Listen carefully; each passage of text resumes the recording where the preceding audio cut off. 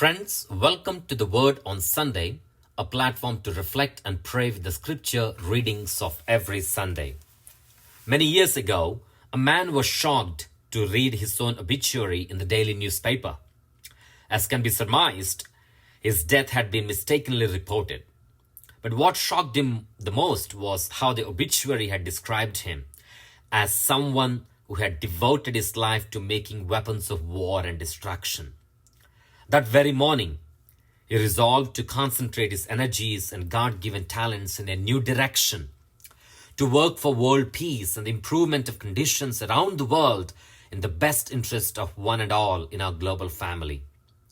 Later, the wise and resolute individual became the founder of the prestigious Nobel Peace Prize, Alfred Nobel. Advent is the time for us to change from our selfishness and move in the direction that Christ wants us to move. There is so much noise around us. We are bombarded with so much of data, information, and sound. It gets more with the onset of holidays as the corporate world makes every effort to promote their products with the increased amount of sales, discounts, and attractive offers. Our emails and text messages are flooded with plethora of coupons, leading us to take the next step to buy more and more. Amidst this humdrum, the season of Advent gives us a clarion call to focus and listen to the voice crying out in the desert. We can do so only when we fully unsubscribe ourselves from the distractions of every kind and the noises around us. On the second Sunday of Advent, the readings, the first and the gospel reading, give us this profound invitation to move in the right direction, because Prophet Isaiah envisions a new world order, and such new world order is possible when we are ready to face the uncomfortable questions which will challenge us for conversion and make amendments to our life.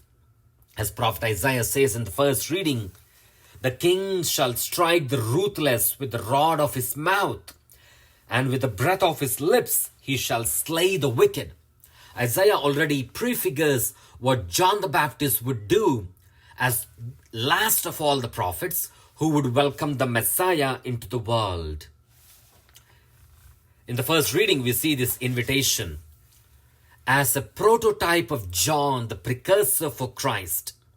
But before these happen, the new world order happens, we have to set things right so that we are moving in the right direction. In the second part of the first reading, we see then, when we start moving in the right direction, a new world order emerges, where Isaiah tells us, the wolf shall be a guest of the lamb, the leopard shall lie down with the kid, calf and the young lion shall browse together, and with a little child to guide them. The cow and the bear shall be neighbors. This is the new world order. But if you want to go in that direction, we need to set things right. We need to unsubscribe ourselves to the noises around us and listen to that voice crying out from the desert, the voice of John the Baptist.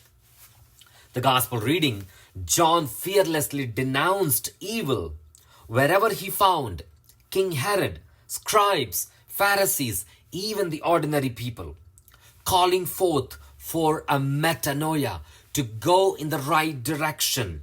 He summoned people to righteousness. He stood for moral standards of God. He stood for the truth.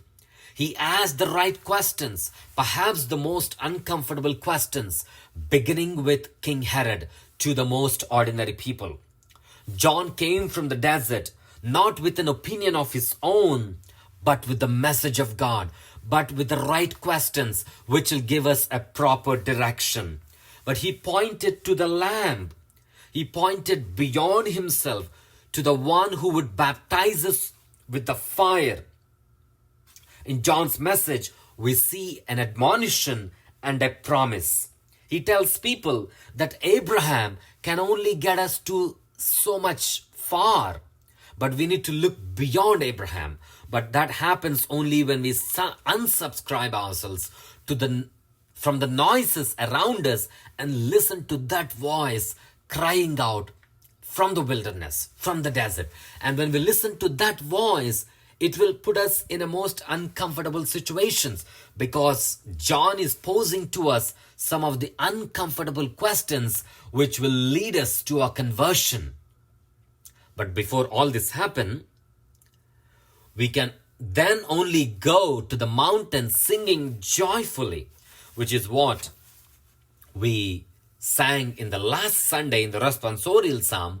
If you want to go joyfully to the mountain of the Lord, then justice shall flourish. Are we ready to face the difficult questions? Are we prepared to listen to this voice crying out from the desert to go in the right direction? Are we ready to face the uncomfortable questions leading us for conversion? We distract ourselves, perhaps in life, from the most important questions. But on the second Sunday of Advent, we can't avoid these challenging questions.